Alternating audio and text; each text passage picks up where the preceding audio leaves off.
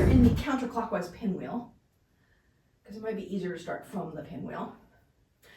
And then from this counterclockwise pinwheel, bring your right hand down on the front side, cross your left underneath, and turn into the underhand weave. Yes. And then when the right hand is on bottom, turn left, coming up into the pinwheel again. So you bring your right hand down on the front, turn right to underhand weave, and then when your right's on bottom, turn left to the counterclockwise pinwheel, and you bring your right one down, turn right to underhand weave, and then when your right is underneath, turn left to counterclockwise pinwheel, and then bring your right one down on the front, bring your left underneath it as you turn to the right. Yes, beautiful.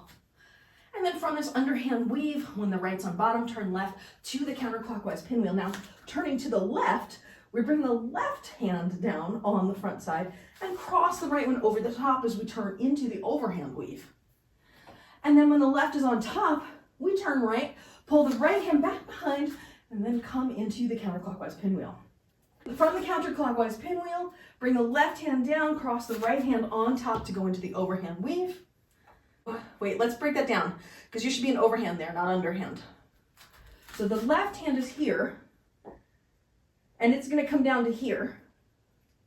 And then the right hand is here, going back to front, and then it's going to come down and cross over the top of the left hand.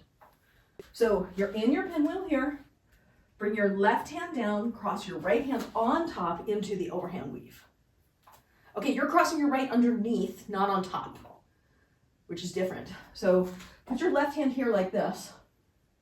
Your right hand is going to cross over the top into the weave. Yes, yes, yes, yes. And let's do it again. Your left hand is here in counterclockwise, and your right hand is going back to front, to back to front, to back to front, right? And what'll happen is you'll cross and turn and bring it over the top as you turn. To go back up to the pinwheel from this weave, right? You're here, when the left is on top, pull them both up, come up into counterclockwise pinwheel. And then we're going to turn to the right to underhand weave. So bring the right hand down, turn right, underhand weave. And then we're going to turn to the left to counterclockwise pinwheel. And then turn left to overhand weave.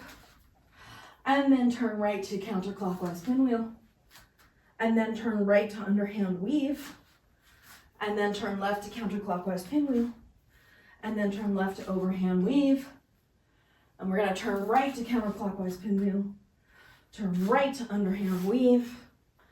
Turn left to counterclockwise pinwheel. Turn left to overhand weave. Overhand weave on this side.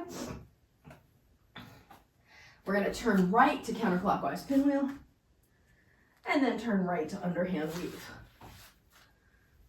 We're going to take out this pinwheel so that instead of going from overhand to pinwheel to underhand and then underhand to pinwheel to overhand, we're going to go in that same place from overhand to underhand weave, and then from underhand to overhand weave, just skipping the pinwheel.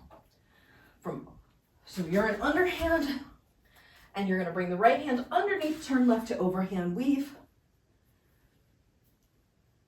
And then when your left hand is on top, turn right to underhand weave.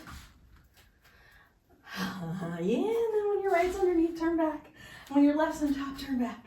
And when your right's underneath, turn back. When your left's on top, turn back. I'll show you from the front.